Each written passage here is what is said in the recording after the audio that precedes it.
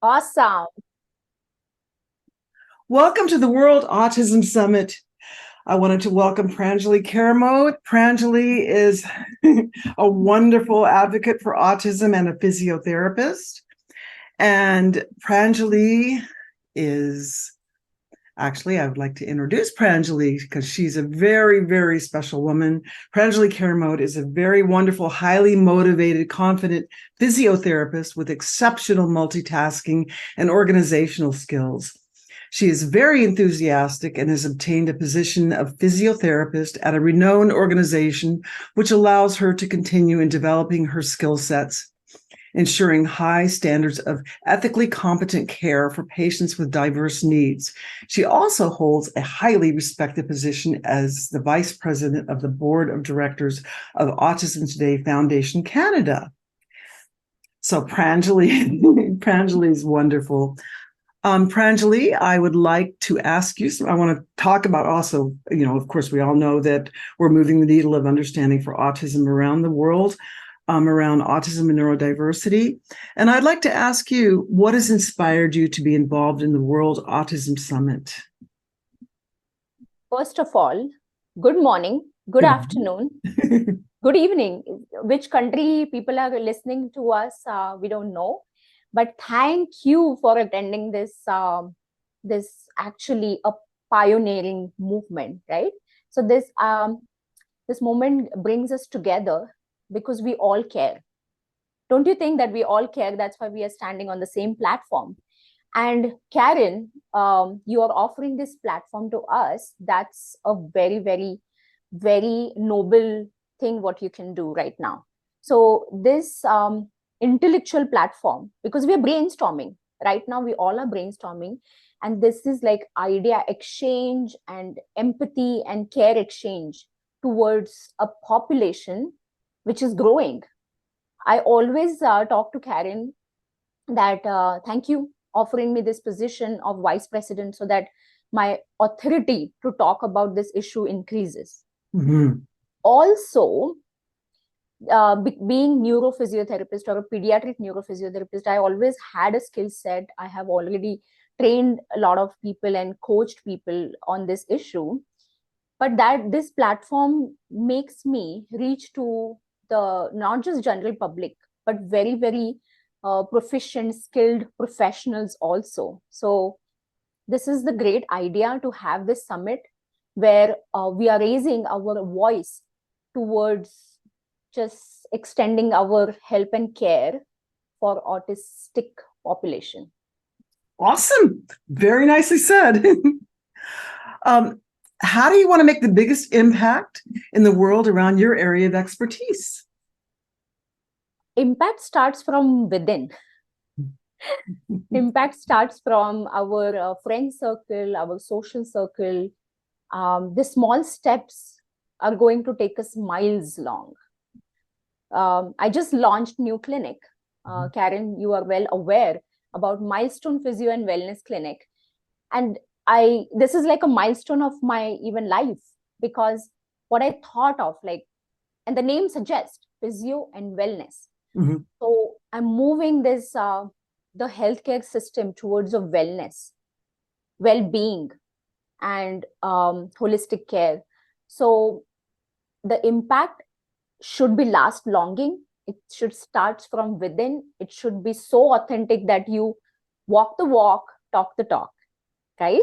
So I want to create that impact to all our like professionals and social workers and caretakers of autistic population and people who wants genuinely to extend their hand to build something, a new infrastructure altogether to help or to sustain the needs of autistic people.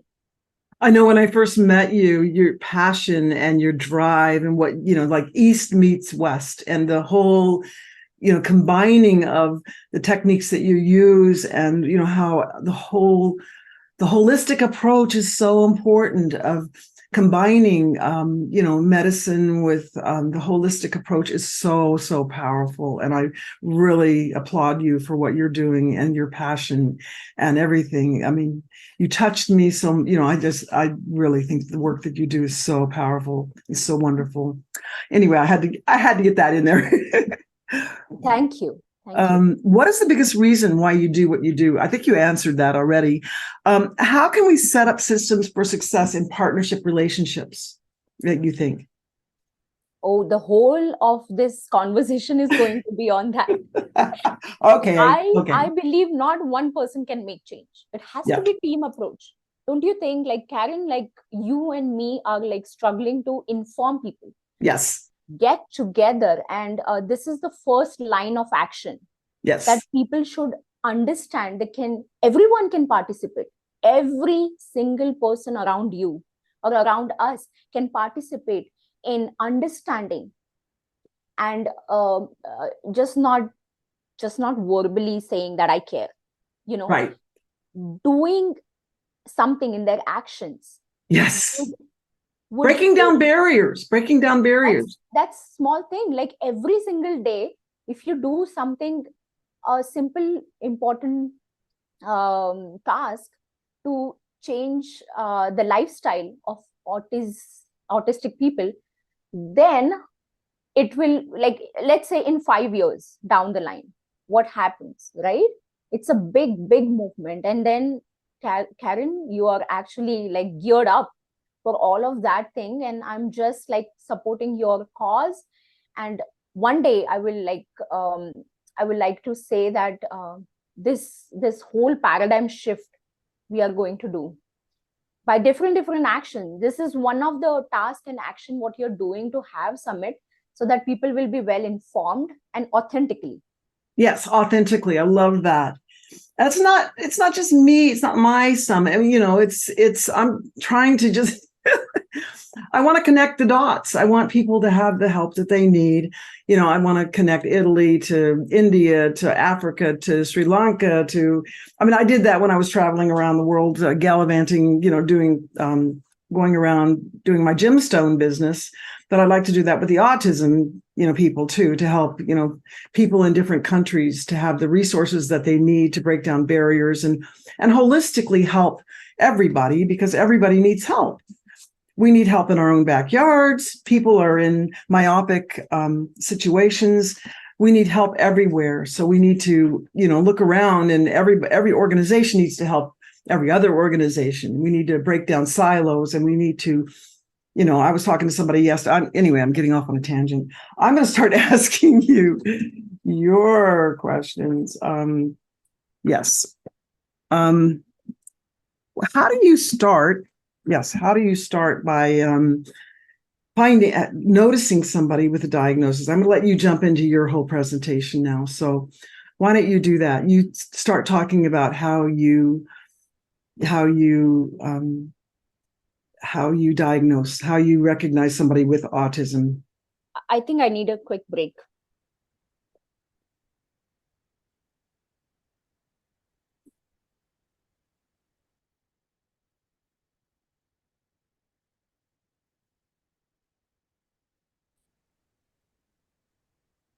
So Pranjali, how do you identify the needs and the problems of people with autism? Because I'm certified Neuro Physiotherapist. Mm-hmm. And then my interest of practice was pediatric. And then I worked in a couple of multi-speciality center for pediatric, got certified in multiple different techniques to treat pediatric. So people must be aware about neurodevelopmental approaches and sensory integration, sensory processing treatment. So this kind of a basic idea towards like understanding and assessing and then treating the pediatric. So that gave me a leverage to like increase my practice and increase my zone of care. Mm-hmm. So I would like to share my slide here. Mm-hmm. I always talk about holistic approach in healing. So generally, why we talk about like healing, because there are like different neuro atypical signs and symptoms of autism, and I like to share my idea that everybody is different. So this is not my idea, this is a general idea. The other day, I'll tell you the funny experience that there was a creative art form therapy, and the leading psychologist was taking our session, and all the professionals were on the board had something or the other issue. Karen, it is not surprising that everyone has something or the other. Yeah. And we shouldn't call anyone patient. I hate this term somehow. I don't know where I'm going with this, but yeah, like ultimate sickness is like when we like try to seek help from the professional. Mhm. But at the same time, everybody has this shifting patterns of their health. So we are not completely sick, but we have this spectrum, and we lie in different kind of spectrum, right? Mhm, So mhm. the health is important for everybody, not just autism. It's So true. have you ever asked this question to anyone, that have autistic people integrated us? Like, why do we have to integrate to them? Because they even ask them whether they are comfortable with us, right? So if they have some different special special talents, which we don't have, we are just trying to be like typical. So holistic approach of healing towards autism, because that gives me kind of a idea of understanding autism spectrum disorder, that is neurobehavioral features we understand outside things. Mhm, What they present is like social communication, repetitive behavior, highly restricted interest or special interest, mhm, and then there's some sensory behaviors. Now it is a spectrum. Again, every day could be different, every mhm, few months could be different, and how they modulate themselves or how they kind of pacify themselves is a different thing.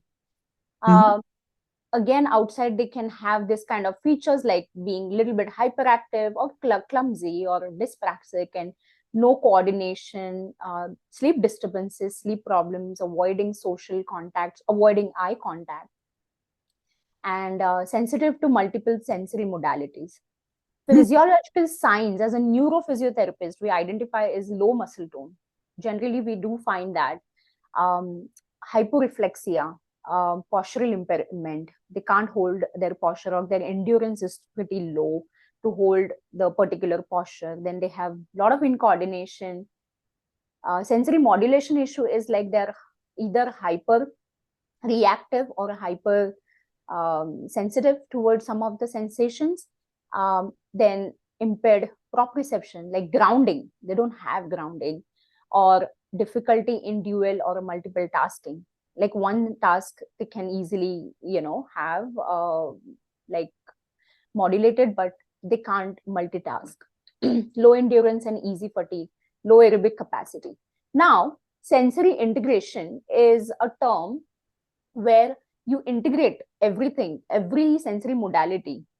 Like you actually have to feel the sensation, then kind of process it in your brain, and then you kind of act towards any sensation. Like for example, you're reaching towards the fire and you feel heat, you withdraw your arm. But if you feel less of heat, then your response time will be more and your damage will be more. So that's one of the example. Like every person has its own like sensory processing ability. Neurological explanation for the autistic diagnosis is increased size of the brain. The researchers have already proven that because of less pruning, there is a particular strong wiring between the two junctions of the brain. And in autistic brain, it could be multiple different directions. So there could be a confused wiring system. Mhm. So there could be like underwiring or overwiring of some of the systems. So that's why the repetitive behavior or repetitive sensory stimuli is seen in autistic, Mhm. or they could be non-responsive to some of the sensation. Then there is a neurological explanation for that is there are like some of the areas of the brain research talks about is less of connection. So there are sensory motor cortex, that means giving you motor task ability or coordination ability by cerebellum, or balance system is off. Then there is emotional dysregulation going on due to the hypothalamus, less of wiring. So I'm trying to keep it as simple as possible. Any task you want to do, Karen, is out of the sensation what you receive from any object, or perception, like how you kind of think about that object. So every time any action, and brain will always ask you, how did it feel like when you did it in the past? Mhm. And then if you think that, oh, it was amazing, I felt so nice, it's like cuddling the soft like teddy bear, and I felt so amazing, and my memory was like provoked, and it was pretty calming to me, I am going to do that task again and again. Mhm. But for example, in autistic brain, if that wiring is missing, and they don't feel as much of connection to the teddy bear, or if they don't perceive as like pleasant, but they perceive as unpleasant, they are not going to do the task again. So Right. they are not disinterested, they are actually going through a physical phenomena that we actually miss out. We don't understand them, that they don't like it because their brain wiring could be different, right? Right. What is pleasant for us may not be pleasant for them, but that doesn't mean that they're just different. So need to understand that, okay, like you don't like vanilla ice cream, I like it, that doesn't mean we are like, we cannot be friends. Vanilla's Holistic. best. And Karen, you always ask me what is a holistic approach, right? Right. So holistic means understanding the person as a whole. And person, again, I said person, not patient, or, Person, yeah. yeah. So every person needs to understand as a whole, like everybody's patterns are different, everybody's needs and, problems could be different. So physical, cognitive, mental, and social is about health. So WHO actually defines it like just not merely the absence of like disease or disorder, but having a balance of physical health, cognitive, mental, and social health is very important.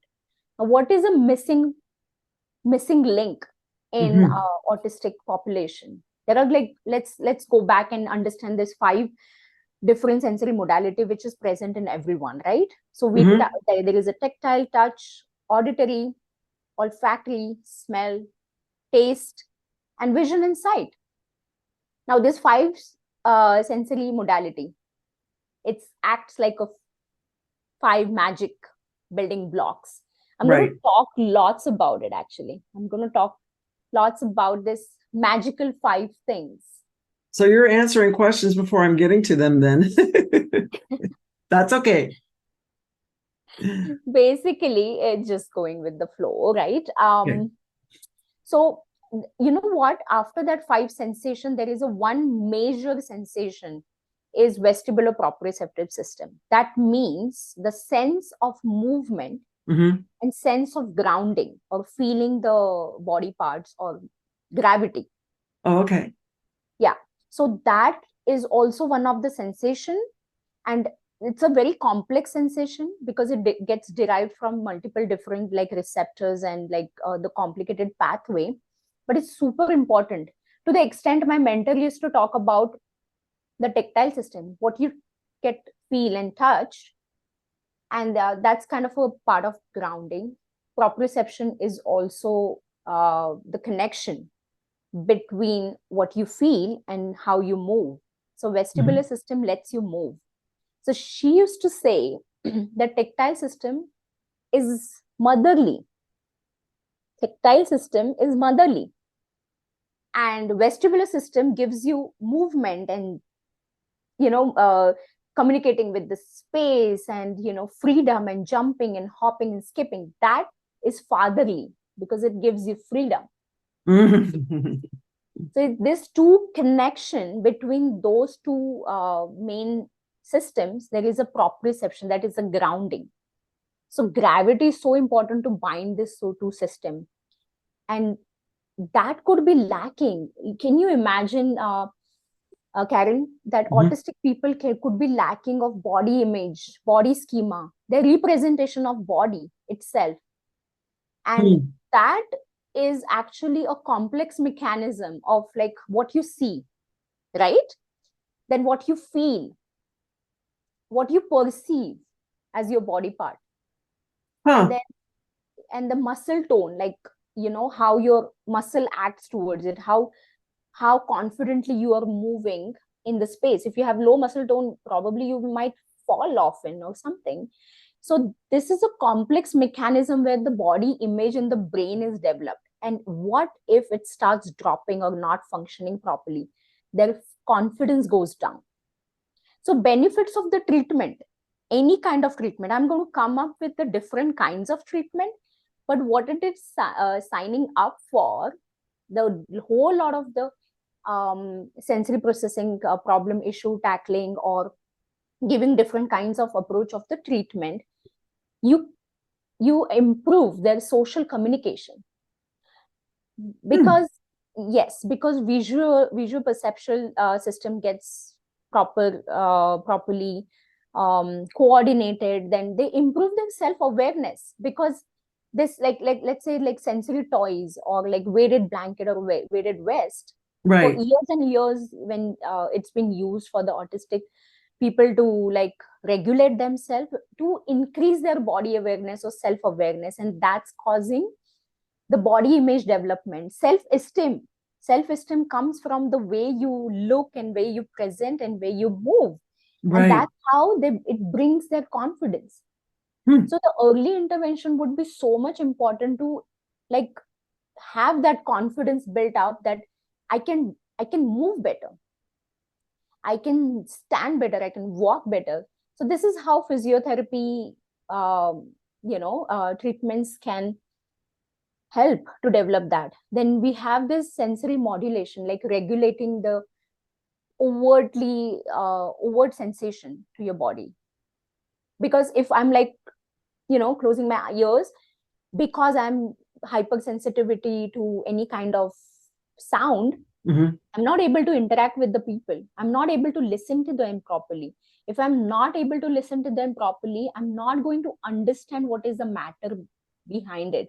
So the whole paradigm is all about, when you start taking care of their physical and mental and cognitive needs, it and bodily needs, actually it impacts their health. So I believe that. That's so true. I mean, I feel that in myself sometimes too, you know, for anybody. Isn't it? And this is helpful for everyone. That's why it's like, it's not special program for the autistic people, but yes, they need help more. Conventional treatments are, you know, everyone knows. If you read about this, like behavioral management and psychological management and cognitive therapy, early intervention, which we already spoke about, like taking care of their milestones development, or balance and walking pattern and all of that, right? And then medication. Obviously, a lot of people believe that some medications can, like psychoactive drugs or something like that, would help.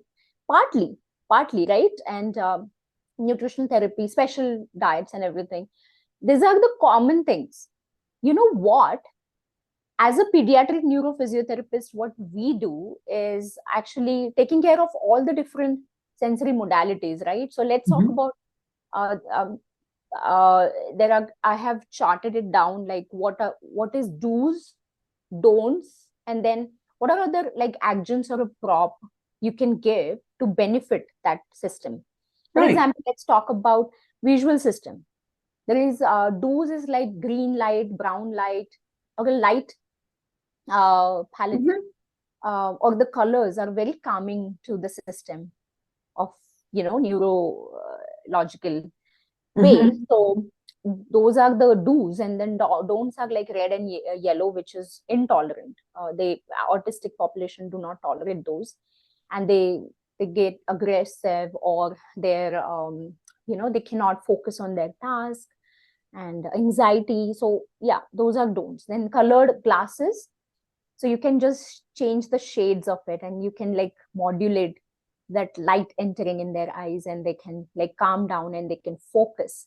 Say similarly, auditory system, auditory integrative Good. integration therapy is very important. Like there are some, like you're aware about the special headphones, noise Oh, yeah. cancellation headphones, and the special kind of intonation is, some music is going on, so that depending upon the task given, if it is something to do with focus, then there are like alpha music going on, because alpha music is very calming to the brain. But at the same time, why is it important to bring the more performance in autistic?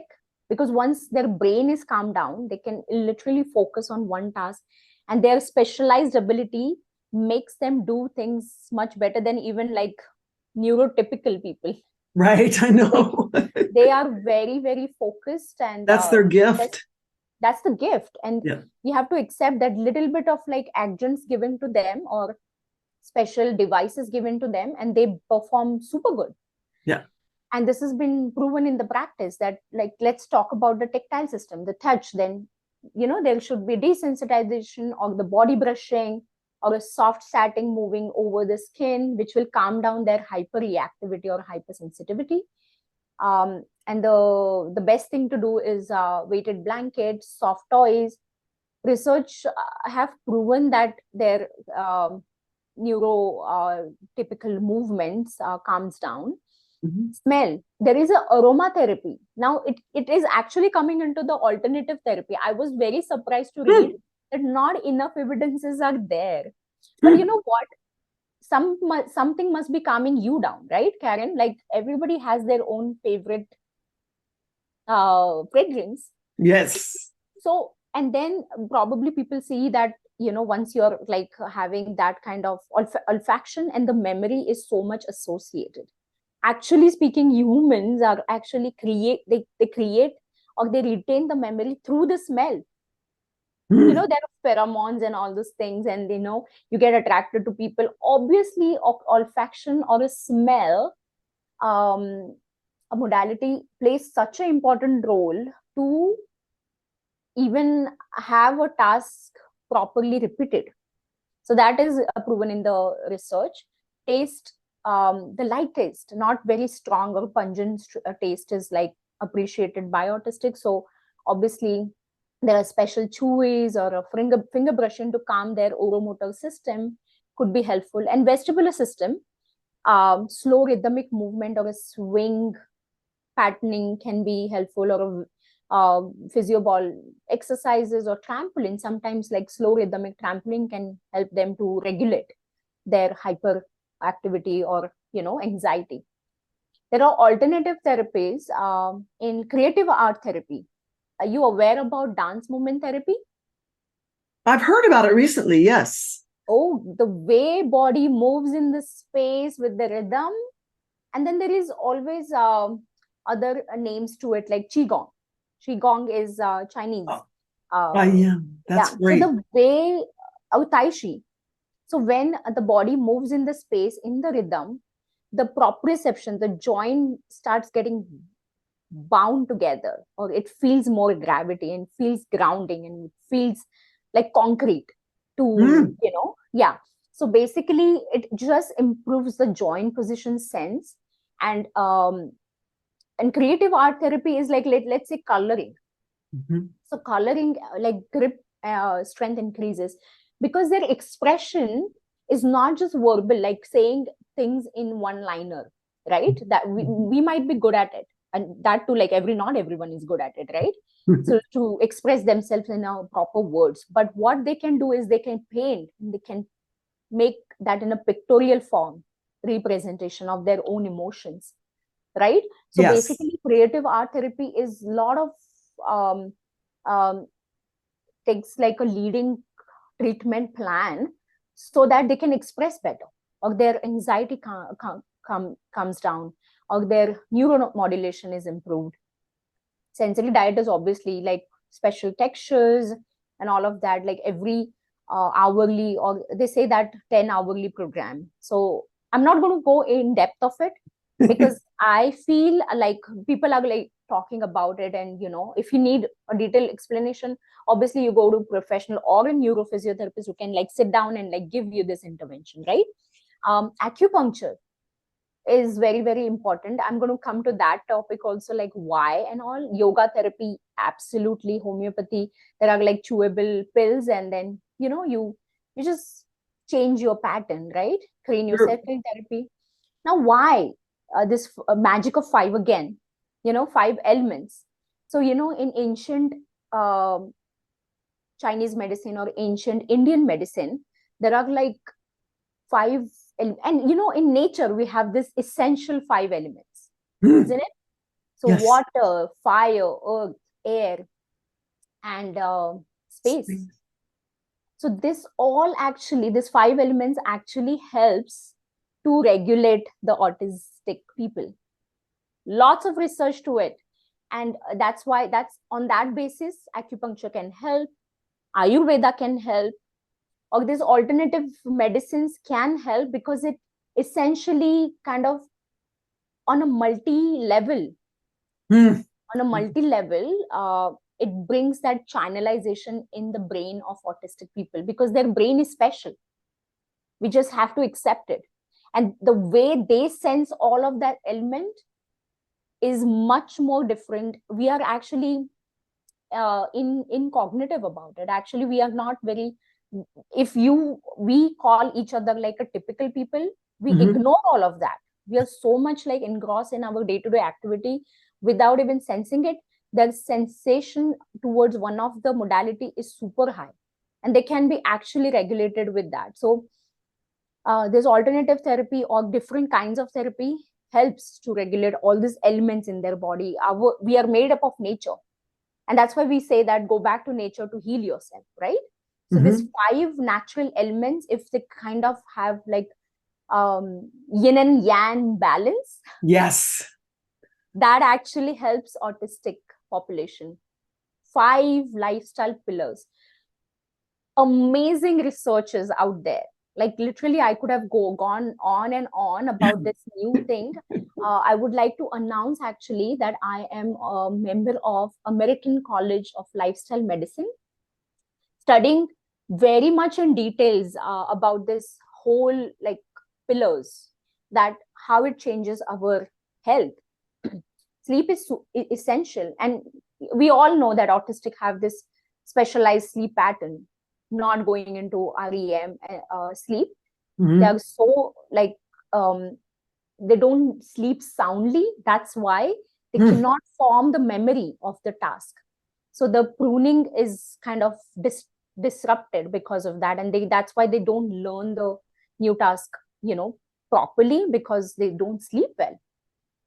Diet, nutrition, what they eat, what you become. There are like such do's and don'ts for and then again I would always say that go to nutritionist, go to the dietitian to find out each person's need. Mindfulness, meditation, breathing exercise is all part of like lifestyle. The way you breathe when you're anxious, how you breathe, you hold your breath, you rapidly breathe because you're anxious, but when you calm your system down just through like 4 or 5 deep breaths, it changes the oxygen pattern and overall thinking and health. Recreation and hobbies are very important to find in autistic population, because they have their special interests. So channelize it throughout to the main hobbies, to like make it more concrete, make that one movement pattern very, very concrete. That's how they can channelize their anxiety or depression into one task, and they can rather get better at it, right? There are specialized talents given to autism spectrum disorder. So they can be a great musician, right? They can be great fine artist, right? And then like there is I'm forgetting this swimmer. He's a seriously good swimmer, and then he had this diagnosis of ADHD, and then he got like into swimming, and he outright like excelled into that sport. So obviously this excess energy could be diverted into sports or recreation activity. And then the last one is your social connection. So much important, so much important. And we actually help, as even neuro physiotherapists have this kind of tactics to have this group exercise session, so that that connection goes on with different kinds of people. It takes time. It takes time. The safety has to be provided, and the safe environment has to be created for the special need kids, and then they get very much socially connected from the early childhood. And which is very important for them. They shouldn't be too isolated. That's so important. Oh my gosh, that is so important. Very, very important. And then again, people will be biased if I speak about this. 5 practitioners. There is no research for it. It's just my own opinion. I like to pick 5. Yeah. Here I was picking 5 to make it more simple. Right. And simplicity is a key to approach any autistic person. This slides or this whole presentation should be properly even understood by somebody who has autism, right? That's why I like to keep it simple. They can have this best of like physiotherapist and occupational therapy treatment. Diet, nutrition is essential part of their health. Alternative therapist, they should consult, so understand the personalized need. Like, what is my need? What am I? To understand that, alternative therapy works the best. One of that one modality or one therapy would work magic in autistic. So not every, it's not a pill which can be taken by everyone, but every person has their own liking towards what they can express towards, right? Then medical, nursing, psychologists, yes, it's very, very structured program for autism therapy. Essential, and you can even have that integrated. Social service is so important. And Karen, better that, sometimes they don't understand their own needs certain times, like a job perspective, or integrating in the society, or like certain time crime getting involved in the crime. So we don't know what is their social needs, right? So I think social services, again, I feel that's my perspective, that this 5 practitioner approach is so much important to care the person like as a total. And then 5 human instinct. Why did I come up with that? Because I was reading so many articles, and it came to a point that these are some mostly common human instincts, and it's so natural, without it's kind of a reflexive to all the humans. You don't have to think to like sleep, because you feel tired and you sleep, and your brain works that way. The sleep cycle is very, very like natural. Seek and move is very important. It limbic system in the brain, it actually drives you. That means it lets you move. Like you need motivation, you need some kind of target, like what am I going to achieve to move, and then you move. The time you start losing the meaning of moving, you stop moving, and that's why the depression comes. So basically that the natural instinct of moving is very important. Some people have hyper, like, or some autistic traits have like a hyper movement, and some people have hypo movement. So where they're not able to balance that human instincts. Emotions, again, there is always a rhythm lost to it, right, in the autistic population. So this 5 human instinct we have to work on, or autistic population should like pay attention, that where they're lacking, how to modulate that. Is it underactive, is it overactive? So in these 5 human instincts are super important to understand. Are they like having balance, and is there anyone who can help me to find that balance? And there are practitioners out there. So these 5 human instincts makes person very, very human, right? So autistic needs to have that feeling that they are part of the society, that humanly instinct has to be very, very profoundly shaped. My message with the whole presentation is to keep it simple, right? Summarizing all this, my points are like 5 points I have said about every single thing to have a natural recovery or a natural benefits for the autistic population. We need to provide the safe place to explore, right? That safety is very important for autistic population. They need to feel connected. So that connection has to be there. So my milestone physiotherapy clinic always have this kind of a area where people feel safe. They have to come there, they have to spend time, not that every day the treatment will happen, but they have to, certain times they hang out. Certain times they spend their time to understand what's the meaning towards coming to the treatment session. So and anywhere, it could be anywhere, it could be in the park, it could be in a yoga center, but we need to provide safe place to explore, integrative approach, like all these different techniques has to be combined together to have a betterment of the autism. Then individualize and tailor-made. Yes, every autistic person is different. So we have to understand, sit down and talk to them. What are their needs? What are their constraints? What are their difficulties? We have to jot it down and start like working towards their goals. What do you want to achieve? Let's jot it down in short-term goals. Let's give them targets. Like let's have this in within 2 months. Can we work together? Can we work as a team? And that boosts their confidence that we are working in a team, that somebody understands me. So that tailor-made plan has to be curated, making it simple, slow, and meaningful to achieve the learning. So everything has to connect it to why they are doing it. So that gives them meaning of life and meaning of action. So they move pretty rapidly and they grow pretty rapidly. So give them lifetime opportunity. It's not like, oh, you know what, you haven't done this in 2 months, are you a failure? No, you have to provide that safe place to like conquer each of their difficulties in their own pace. That's how you're giving them lifetime opportunity to grow. So they keep growing.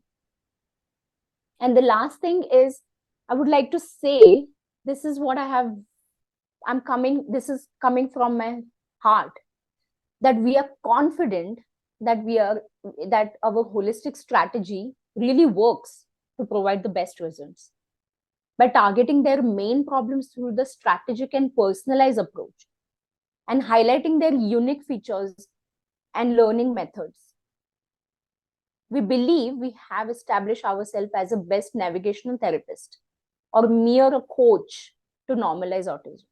So we are not only the therapist. I decline that tag behind me that I'm a therapist certain times. I'm a person who cares for them. And I'm just mere a coach. Like I'm like guiding them towards like one thing and then the other thing. And how to do it, you ask me, I'll answer. So I want to keep it that simple. And that's how the magic works.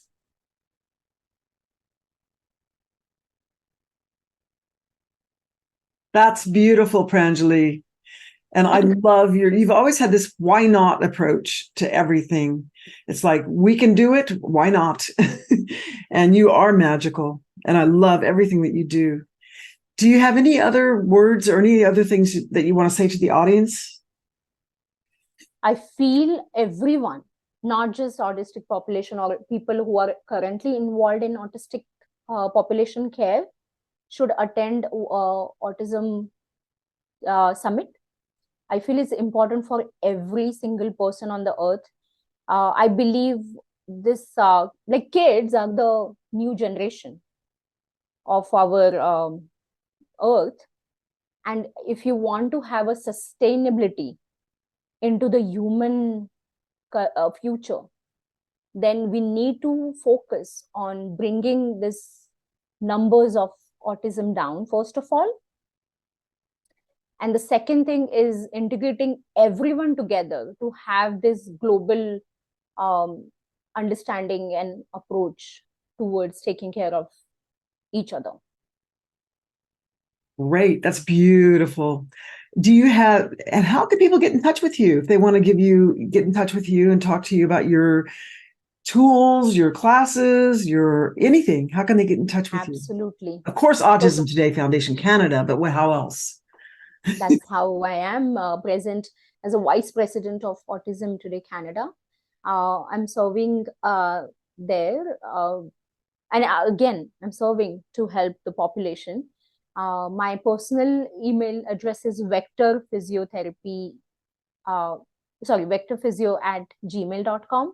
So VECTORPHYSIO@gmail.com. And they can drop me questions and I will reach out to them. Beautiful. Okay. Well, thank you. Thank you very much. Thank you, Pranjali. Just gonna bye for now. say goodbye. Thank you very much. Okay.